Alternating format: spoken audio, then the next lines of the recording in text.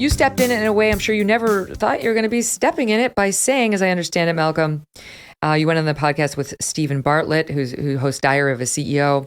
It's not in the best interests for collaborative or creative workers to work from home, and suggested that being physically present in the office allows for workers to obtain a sense of belonging, and diminished. Oh, and said it's really not a good idea to just sit in your pajamas all day to work. So the stay-at-home crowd lost its mind and took offense. And I'll just give you one example because this is kind of a fun one. Someone online named Theodorable writes, "I have never felt part of something or a sense of belonging working in a corporate office. Working from home and getting distance from that toxic environment is a blessing. Malcolm Gladwell can go fuck himself." Especially because he also works from home. Then he goes on with another not nice word. So that was kind of funny. Been there. So what was your point and what did you make of the backlash? Well, it was this weird thing. First of all, I don't work from home. But at the height of this whole thing was a hilarious example of our contemporary social media. At the height of this, the Daily Mail, we have an office, Pushkin, upstate, and where about 8 of us or so work. And when we moved in, I tweeted a picture of my office, right? The Daily Mail found that picture that I had tweeted of my office and said, "This is a picture of Malcolm's home office that he works from. He works from home." It's like, no, it's not. It's Who told you that? Office where I go every day. So I think a lot of the reaction was people who mistakenly thought that I was not practicing what I preach. There was a time in my life 20 years ago when I didn't go into an office, but that was because I didn't have an office. I was a freelance writer. And, so there was nowhere to go even if I wanted to.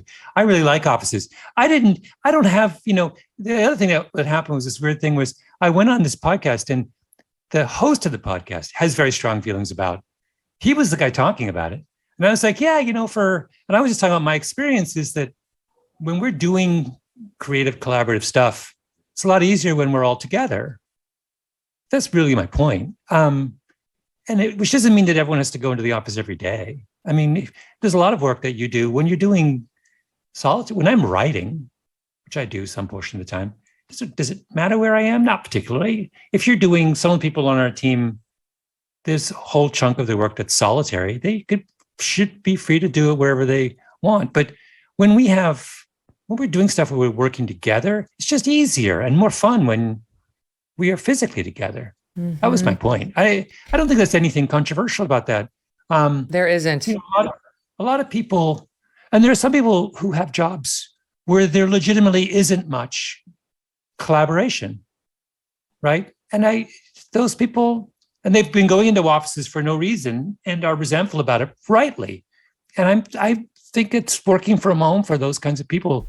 Totally. Like, why would you spend 2 hours a day commuting if there's no function, no purpose to being in an office with people? But there usually is some purpose. I mean, that's the thing. People have stayed at home because of the pandemic, and now they don't want to go back. And I think they lash out at anyone who suggests they must or should, or it would be in the best interest of themselves, their town, etc. And you got swept up in that for some ridiculous reason. I will say this, it's having a real effect, people staying at home, people not going back to the office. New York City Mayor Eric Adams and San Francisco Mayor London Breed urging workers in sectors of tech and finance to please return to the office, saying we need it to help the small businesses that rely on all the office foot traffic. Latest stat, New York's office occupancy right now, 36% have returned. 36. That's too low. In San Francisco, 2/3 of the city's workforce has returned. San Fran officials said remote work cost it $400 million in tax revenues last year.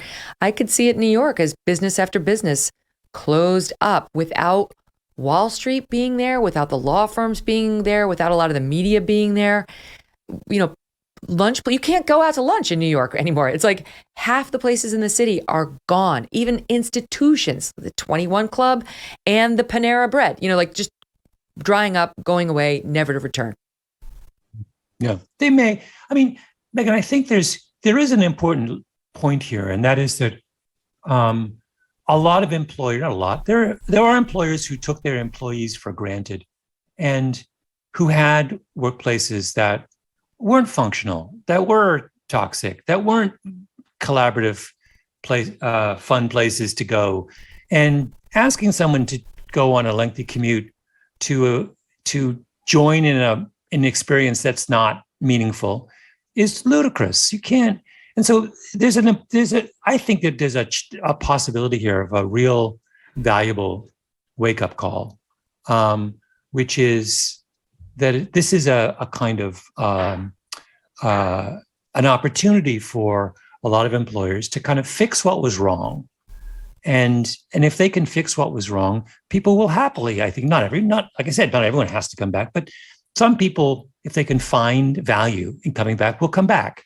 So I think the best way to say this is to kind of frame this is not to blame employees for not, following demands, but to ask employers to rethink the way they structure their workplace environments. I mean, I will say I work from home now. I have a studio in my home. And when I launched this show, I hired all employees who could work from their homes. It was virtually all of them can do most of the work from their homes, other than when we're live in the air and they might have to move during those 2 hours. And I like being able to offer that to my staff. I mean, I think it's a perk of this job where I'm not watching you and I just trust you to get your work done. But I do believe in the time-honored tradition of office buildings and people coming together. And, I would love to have a work environment where my entire team was with me. Unfortunately, I hired people who work in Canada, they work in Dallas, they work all over the country. So it's like, it's not going to happen unless I want to fire everybody. And don't worry, team, I don't. But I think we are losing something if we shift to this sort of remote work is the default and the office is only important if you must be seen. I don't know. I think we're already so isolated as a society. The iPhone's torn us apart. The bowling leagues are gone. And now we're going to get rid of in-office time together. I don't think this is going to have a good effect. Yeah. Well, I mean, certainly, the most interesting thing I read about this was an observation by the guy who runs Gallup. And Gallup has been doing polls on people's basically happiness, satisfaction with their life for, decades. And what they've noticed over the last 15 years or so is that it used to look, if you could have asked people to rank their quality of life, 0 to 10, 10 is great, 0 is bad. It used to look like a bell curve, right? Most of us were in the middle, 5, 6, 7, some people in the fringes. And what they've noticed now is that the number of people who say 10 out of 10 has doubled, and the number of people who say 0 out of 10 has tripled. Okay. So it's not a bell curve anymore. Now there's a portion of people are really, really happy with the way their lives are going, and a portion of people are very unhappy. And that's what we should be concerned about. We should be asking, who are the happy people? What are they doing that's working for them? And how can we help them continue to do what's working for them? But way more importantly, who are the unhappy people? These people who are at 0, and what do they need from us?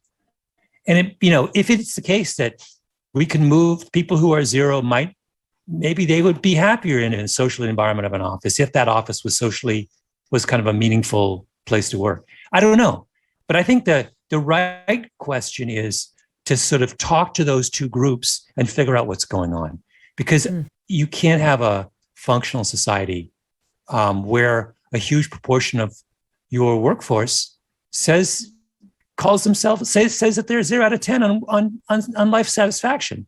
I mean, that's crazy, right? That's completely non-sustainable. Bond Charge is a holistic wellness brand with a huge range of evidence-based products to optimize your life in every way. Founded on science and inspired by nature, all Bond Charge products adopt ancestral ways of living in our modern day world. From blue light glasses to red light therapy to EMF management and circadian-friendly lighting, Bond Charge products help you naturally address the issues of our modern-day way of life effortlessly. Their glasses come in non-prescription, prescription, and reading options.